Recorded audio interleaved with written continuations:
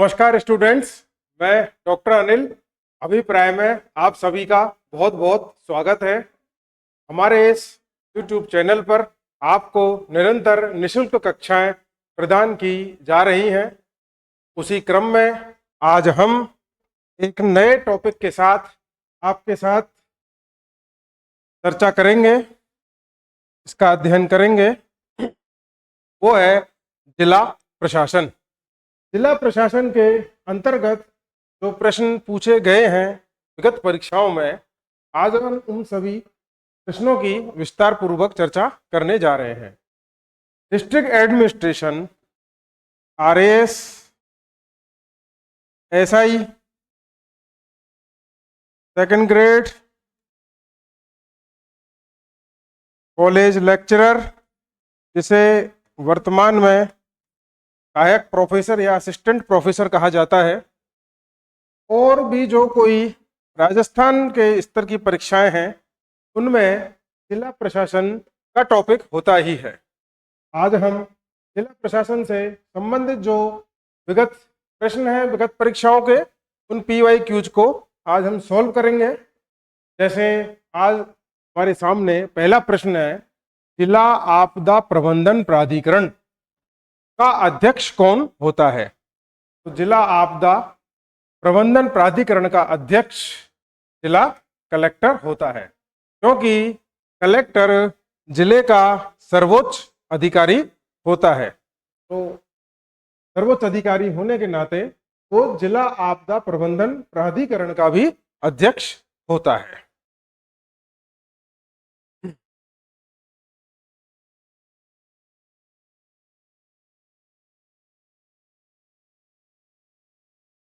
अगला प्रश्न, किस अधिनियम द्वारा जिला कलेक्टर को जिला आपदा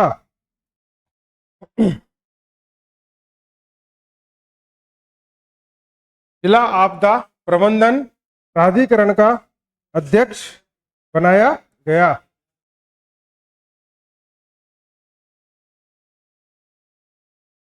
का अध्यक्ष बनाया गया। तो ये कौन सा अधिनियम था? आपदा प्रबंधन अधिनियम 2005। कौन सा था? आपदा प्रबंधन अधिनियम 2005।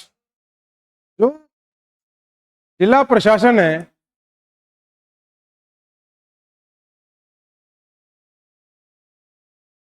इस जिला प्रशासन में कई सारे विभाग होते हैं, लेकिन जिला कलेक्टर जो जिले का सामान्य प्रशासन होता है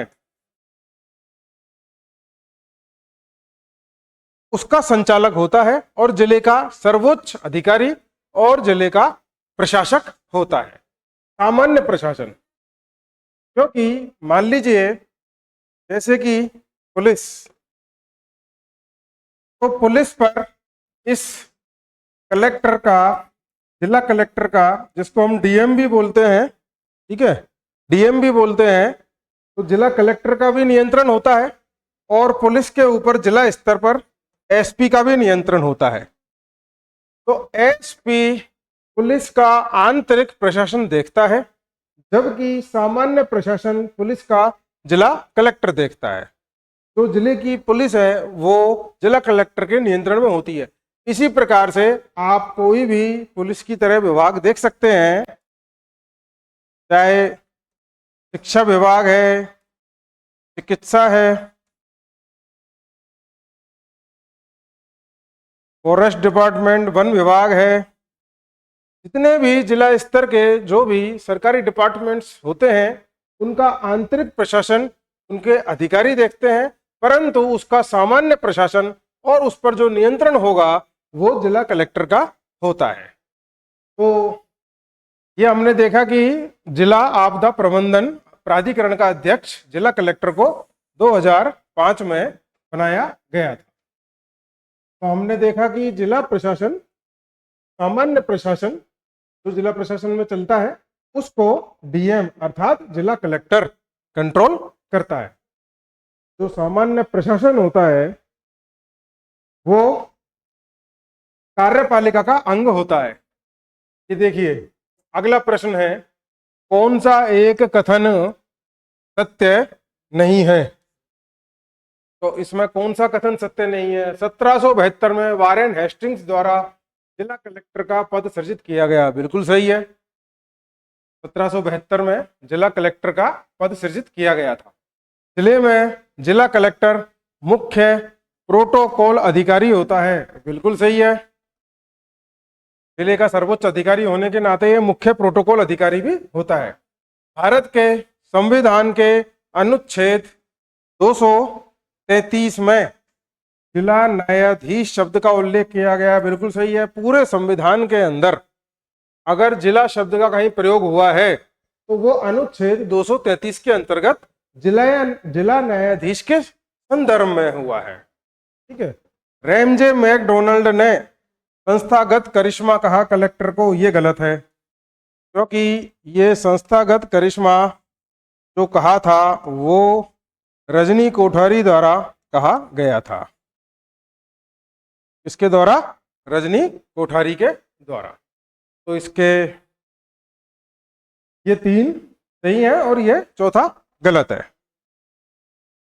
अगला प्रश्न, राजस्थान प्रशासनिक सेवा अधिकारियों को पहली बार जिला कलेक्टर के रूप में पद स्थापना।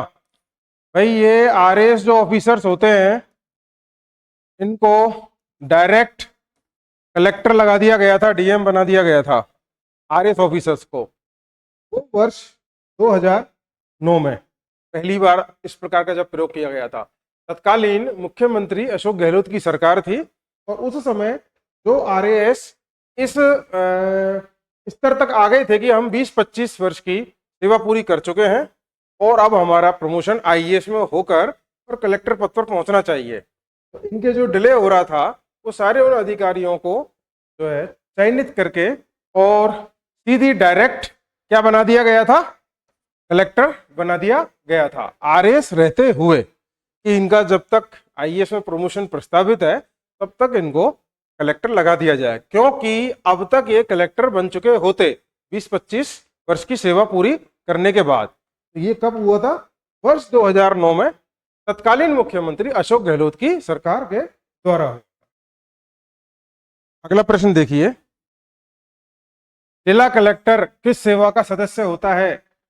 भारतीय राजस्व सेवा, राज्य सिविल सेवा, भारतीय प्रशासनिक सेवा, भारतीय पुलिस सेवा। आप सब जानते हैं भारतीय प्रशासनिक सेवा, इंडियन एडमिनिस्ट्रेटिव सर्विस, ठीक है। ये संघ लोक सेवा आयोग द्वारा आयोजित होती है परीक्षा और उसके द्वारा बनते हैं आईएएस, पहला। और दूसरे कैसे बनते हैं आईएएस? आरएएस से प्रमोशन होकर, आरएएस या किसी भी राज्य की सेवा से,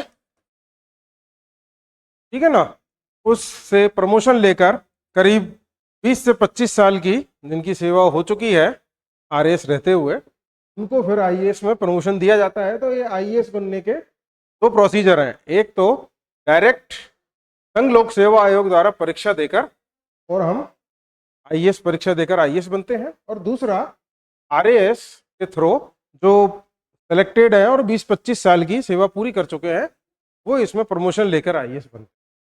तो ये जो कलेक्टर है किस सेवा का सदस्य हुआ? भारतीय प्रशासनिक सेवा का।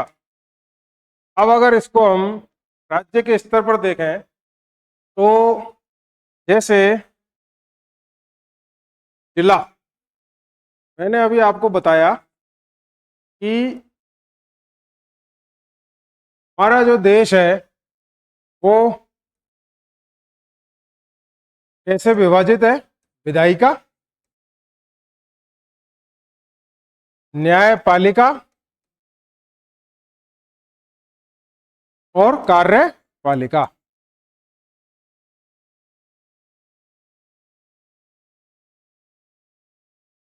इस टॉपिक को हम बाद में भी डिस्कस लंबे विस्तार पूर्वक करेंगे। आज हम जिला प्रशासन से संबंधित बात पढ़ रहे हैं तो सामान्य रूप से समझ लेते हैं। विधायिका का अर्थ क्या हो गया? राष्ट्र स्तर पर संसद, लोकसभा और राज्यसभा, जो कि क्या बनाती है? विधान बनाती है, ठीक है ना, कानून बनाती है। तो वो संसद हमारी राष्ट्र स्तर पर विधायिका, और राज्य में क्या होती है? विधान सभा, विधानसभा या विधान परिषद। कुछ कुछ राज्यों में विधान परिषद भी है, और हमारे यहाँ राजस्थान में विधान सभा है, ठीक है ना। तो एक तो हो गई विधायिका, दूसरा न्यायपालिका, जैसे कि राष्ट्र स्तर पर सुप्रीम कोर्ट, उच्चतम न्यायालय, और राज्य स्तर पर हाई कोर्ट, उच्च न्यायालय, ये सब न्यायपालिका के अंतर्गत आते हैं। जिला स्तर पर भी न्यायालय होते हैं, अधीनस्थ न्यायालय भी होते हैं, ये सब जो है इसके अंतर्गत है न्यायपालिका। अब बात है कार्यपालिका की। कार्यपालिका में जो राष्ट्र या राज्य का प्रशासनिक संचालन करते हैं वो किस में आते हैं? कार्यपालिका के अंतर्गत आते हैं। तो हम जो बात कर रहे हैं कार्यपालिका की, तो देखिए ये कार्यपालिका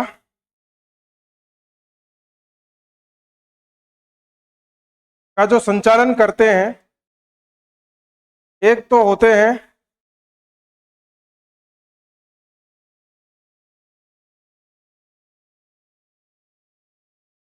राज्य राष्ट्र स्तर पर अधिकारीगण। कौन? अधिकारीगण। और दूसरा मंत्री परिषद। ये मिलकर क्या बनाती है? कार्यपालिका। मंत्री परिषद में अगर राष्ट्र स्तर पर है तो प्रधानमंत्री और उसके मंत्री, और राज्य स्तर पर मुख्यमंत्री और उसके मंत्री, और इन सबका सरकार को संचालन में जितने भी अधिकारी होते हैं वो सहयोग करते हैं, ठीक है ना। ये कार्यपालिका में संचालन में सहयोग करते हैं कौन कौन? ये दो, एक तो अधिकारी और मंत्री परिषद। अधिकारियों में जिला स्तर की जब हम बात आती है तो उसमें सर्वोच्च अधिकारी जिले का कौन होता है? जिला कलेक्टर। बात आपके समझ में आ रही होगी, तो मैंने आपको बतानी चाहिए है कि जिला कलेक्टर आईएएस का मेंबर होता है, इंडियन एडमिनिस्ट्रेटिव सर्विस का। ये दो प्रकार से आईएएस बनते हैं, ठीक है। और ये क्या चलाते हैं? शासन, सरकार द्वारा जो शासन चलता है उसमें ये सहयोग करते हैं। इसका पार्ट होता है कार्यपालिका का, ठीक है। ये कार्यपालिका मंत्री परिषद अधिकारियों के द्वारा तैयार होती है, ठीक है ना। हमारा जो देश का शासन का, सरकार का जो भी संचालन का, ये विधायिका, न्यायपालिका और कार्यपालिका तीन में विभाजित होता है। कार्यपालिका का ही अंग है ये। जिले में प्रमुख जनगणना अधिकारी किसे माना जाता है? जिला कलेक्टर को माना जाता है। देखिए एक बात और सीखते हैं, जैसा कि मैंने आपको बताया, राष्ट्र या देश, राष्ट्र या देश ये किस में विभाजित होता है? प्रांत या राज्यों में। किसमें विभाजित होता है? प्रांत या राज्यों में। प्रांत और राज्य को भी किसमें विभाजित करते हैं? संभाग, अथवा उसको संभाग को मंडल भी कहा जाता है। जैसे कि उत्तर प्रदेश में संभाग को मंडल कहते हैं। कोई देश, जैसे कि हमारा भारत देश विभाजित है स्टेट्स में, राज्यों में, और वो राज्य भी विभाजित होते हैं संभागों में।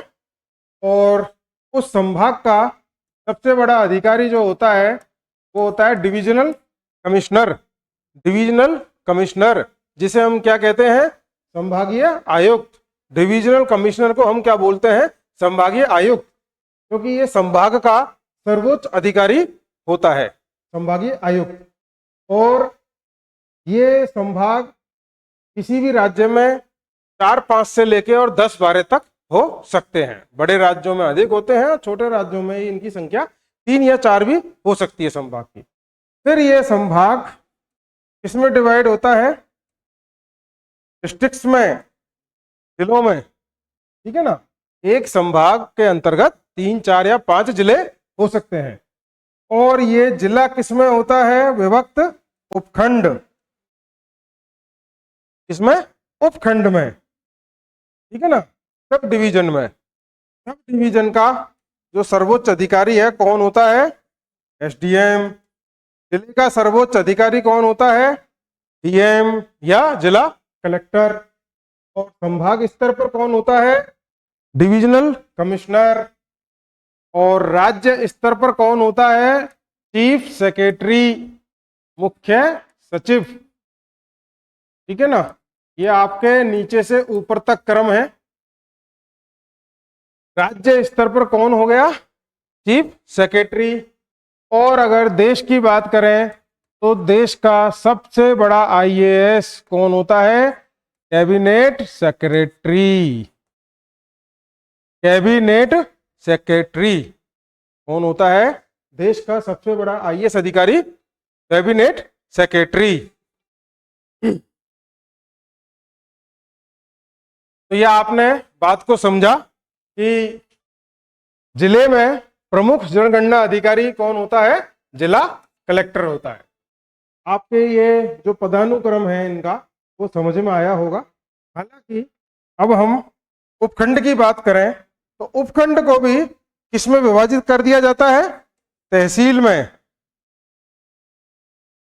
किसमें किया जाता है? तहसीलों में। एक जिले में कई उपखंड होते हैं और एक उपखंड में 1, 2 या 3 तहसीलों तक भी हो सकती हैं। ठीक है ना। और तहसील के बाद सबसे निचली इकाई कौन सी होती है? पटवार वृत्त। ठीक है ना, जो पटवार वृत्त होता है वो सबसे निचली प्रशासनिक इकाई होती है, क्योंकि पटवारी संचालित करता है। ठीक है, यहां तक की बात क्लियर। आगे देखते हैं।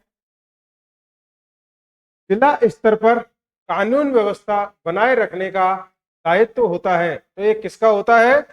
जिलाधीश का। देखिए, हम जो बातें समझ रहे हैं उसको आगे लेकर चलते हैं। जिला कलेक्टर, मैंने अभी आपको बताया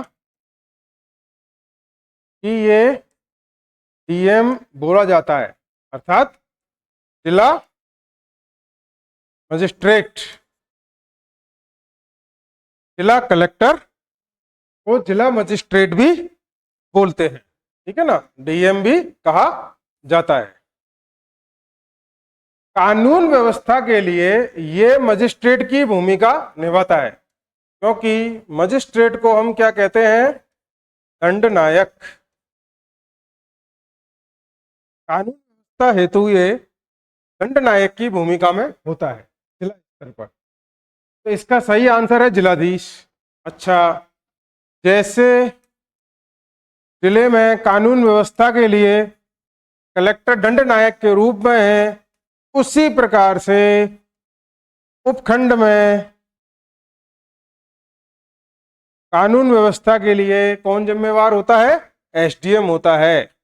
जिला स्तर का जो क्षेत्र है उसमें कलेक्टर एवं डीएम, जिला कलेक्टर एवं जिला मजिस्ट्रेट। इसी प्रकार से उपखंड में उसका प्रभारी कौन होता है? उपखंड अधिकारी एवं उपखंड मजिस्ट्रेट। लगभग वो ही काम करता है एसडीएम जो कि जिला स्तर पर डीएम करता है, लगभग वही काम उपखंड स्तर पर एसडीएम करता है। इनके मुख्यतः 3 तरह के काम होते हैं, समझना आप। आरएमई में, आर का मतलब है रेवेन्यू, अर्थात राजस्व का एकत्रण करना। जो भी सरकारी राजस्व होता है उसके एकत्रण का दायित्व जिला कलेक्टर का ही होता है। दूसरा है मजिस्ट्रेट, एम का मतलब होता है मजिस्ट्रेट, अर्थात दंडनायक। मजिस्ट्रेट की भूमिका में जिला स्तर पर डीएम और उपखंड स्तर पर एसडीएम कानून व्यवस्था को बनाए रखने की जिम्मेदारी इनकी होती है। आर, एम और ई का मतलब होता है एग्जीक्यूटिव, कार्यकारी प्रशासन। मतलब कि जो हम दैनिक रोजाना का जिस प्रकार का सामान्य प्रशासन होता है तो वो ये अपने सामान्य कार्यकारी प्रशासन के अंतर्गत करते हैं। कौन? डीएम और एसडीएम, ठीक है ना। ये होता है उपखंड अधिकारी अथवा उपजिला कलेक्टर और वो जिला कलेक्टर। अपने अपने क्षेत्रों में इनका लगभग कार्य समान ही होता है। मुख्यतः ये 3 तरह के काम इनके होते हैं, रेवेन्यू, मजिस्ट्रेट और एग्जीक्यूटिव। अगला प्रश्न, निम्न में से कौन से दंड नायक के रूप में कलेक्टर में निहित होते हैं? पुलिस पर नियंत्रण रखना, बिल्कुल पुलिस पर नियंत्रण रखा जाता है। सबसे पहला कार्य है वो दंड नायक अर्थात मजिस्ट्रेट, मजिस्ट्रेट के रूप में। ये मजिस्ट्रेट के बारे में थोड़ा सा आपको बताना चाहूंगा। ये 2 प्रकार के होते हैं। मजिस्ट्रेट 2 प्रकार के होते हैं। एक तो होते हैं जुडिशियल, जिनको कहते हैं हम न्यायिक मजिस्ट्रेट, ठीक है। एक तो होता है न्यायिक मजिस्ट्रेट और दूसरा ये होते हैं कार्यपालक, कार्यपालक मजिस्ट्रेट। न्यायिक मजिस्ट्रेट जुडिशियरी के अंतर्गत आते हैं, ठीक है ना। कार्यपालक मजिस्ट्रेट सरकार के सीधे नियंत्रण में होते हैं। कार्यपालक मजिस्ट्रेट अगर हम देखें तो आमतौर पर 3 प्रकार से होते हैं, जैसे कि जिला स्तर पर डीएम, उपखंड स्तर पर एसडीएम और तहसील स्तर पर कौन होता है? तहसीलदार। हाँ जी, इसको भी कार्यपालक मजिस्ट्रेट की शक्ति प्रदान की हुई होती है अपनी तहसील क्षेत्र के अंतर्गत। कहीं कहीं नायब तहसीलदार को भी कार्यपालक मजिस्ट्रेट की शक्ति दी गई है। बाकी मुख्य तौर पर ये 3 कार्यपालक मजिस्ट्रेट होते हैं। हालांकि इस चेन में एक बीच में डीएम और एसडीएम के बीच में एडीएम भी होता है ना, जिसको कि हम अतिरिक्त जिला कलेक्टर बोलते हैं। ये एसडीएम प्रमोशन होकर एडीएम अतिरिक्त जिला कलेक्टर बनता है। तो ये पहला बिल्कुल सही है कि मजिस्ट्रेट के रूप में पुलिस पर नियंत्रण रखता है, जिले के कोषालयों का निरीक्षण करता है, बिल्कुल सही। विदेशियों के पासपोर्ट्स की जांच, बिल्कुल विदेशियों के पासपोर्ट्स की जांच भी करता है। चौथा, भू राजस्व एकत्रण। ये भू राजस्व एकत्रण कलेक्टर के रूप में तो सही है, बिल्कुल कलेक्टर का अर्थ ही यही है, कलेक्ट करना भू राजस्व को, परंतु ये दंड नायक के रूप में नहीं होता।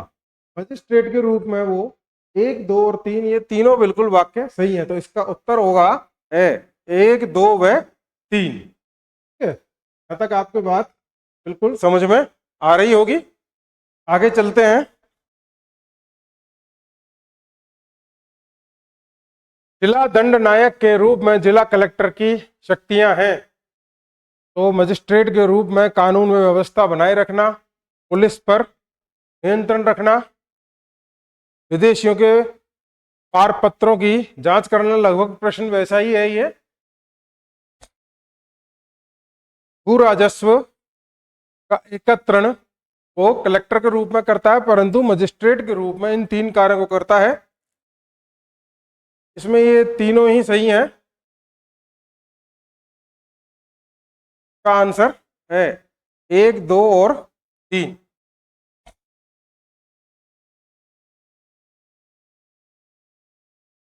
अगला प्रश्न देखते हैं।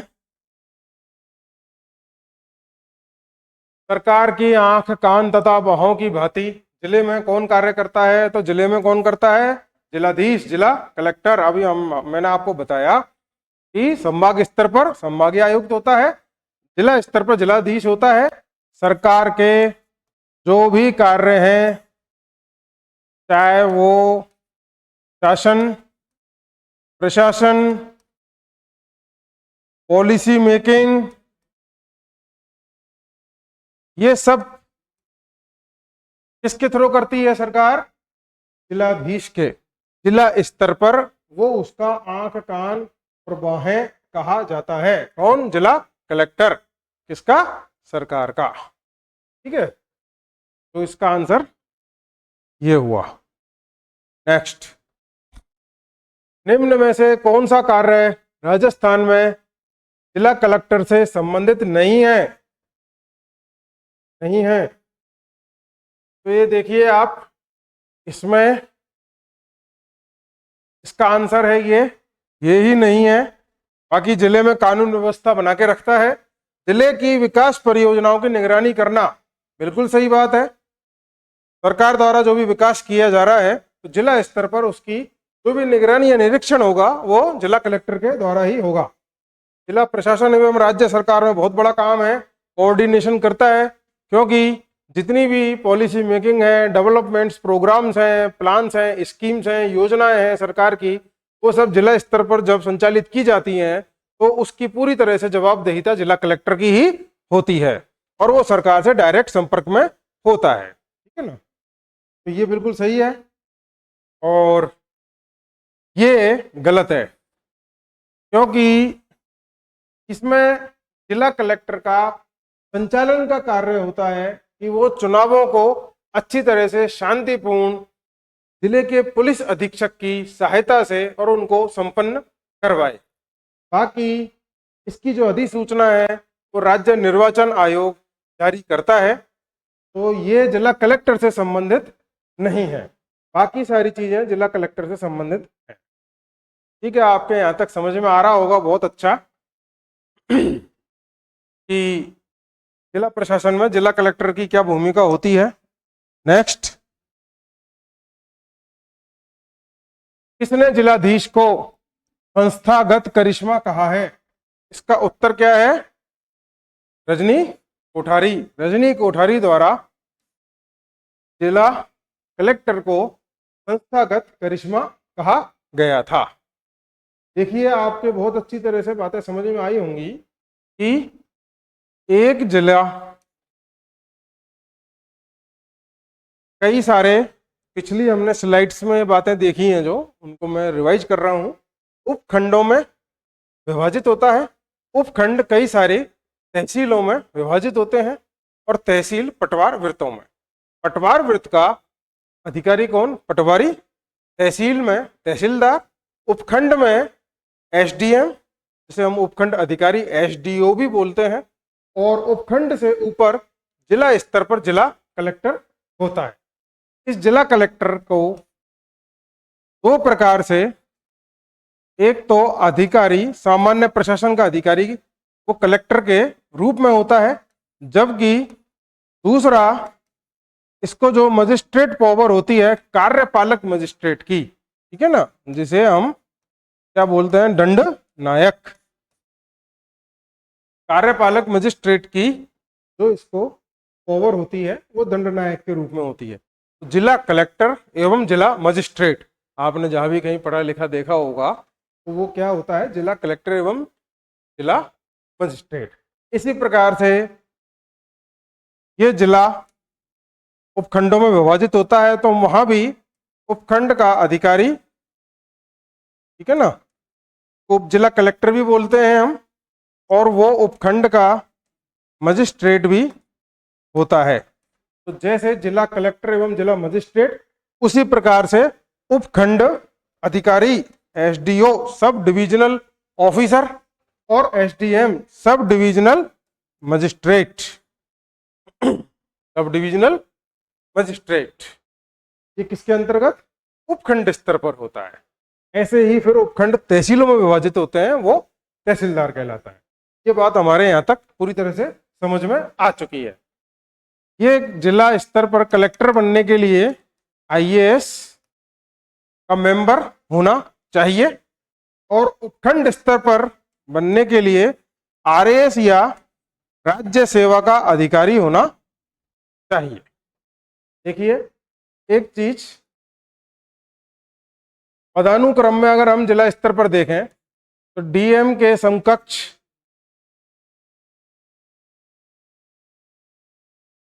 जिला स्तर पर कौन होता है? एसपी होता है, सुप्रिंटेंडेंट ऑफ पुलिस, पुलिस अधीक्षक। कहीं कहीं इसको कमिश्नरेट प्रणाली में एसपी को डीसीपी भी कहते हैं। ठीक है। उसी प्रकार से डीएम की अर्थात कलेक्टर की सहायता करने के लिए अतिरिक्त जिला कलेक्टर एवं अतिरिक्त जिला मजिस्ट्रेट, जिसको कि हम एडीएम कहते हैं, एडीएम होता है। ऐसे ही यहाँ एसपी की सहायता के लिए एडिशनल एसपी होता है। फिर देखिए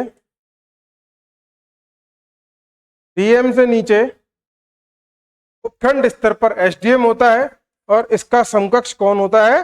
डिप्टी एसपी। तो डीवाईएसपी डिप्टी एसपी भी कहते हैं, deputy superintendent of police, police उप अधीक्षक। फिर उसके बाद तहसील स्तर पर तहसीलदार, और यहाँ पुलिस में कौन होता है? एसएचओ, क्योंकि आप थानेदार साहब बोलते हो, ठीक है ना। तहसील के समकक्ष होता है थाना, और थाने में थानेदार, जिसको कि हम क्या बोलते हैं? एसएचओ। एसएचओ की full form station house officer, थानेदार को एसएचओ स्टेशन हाउस ऑफिसर। ये इनका इस प्रकार से एक क्रम होता है पदों का। आज हमने इन प्रश्नों को देखा और इन प्रश्नों के समझने का प्रयास किया जिला प्रशासन से संबंधित, और हम अगली क्लास वीडियो में हमारे चर्चा करेंगे, कुछ बातों का और जो है इसमें समावेश करेंगे। तो अभी तक इसके लिए आपने जो भी सीखा है समझ में आया होगा, आशा हम यही करते हैं। आपको बहुत बहुत धन्यवाद।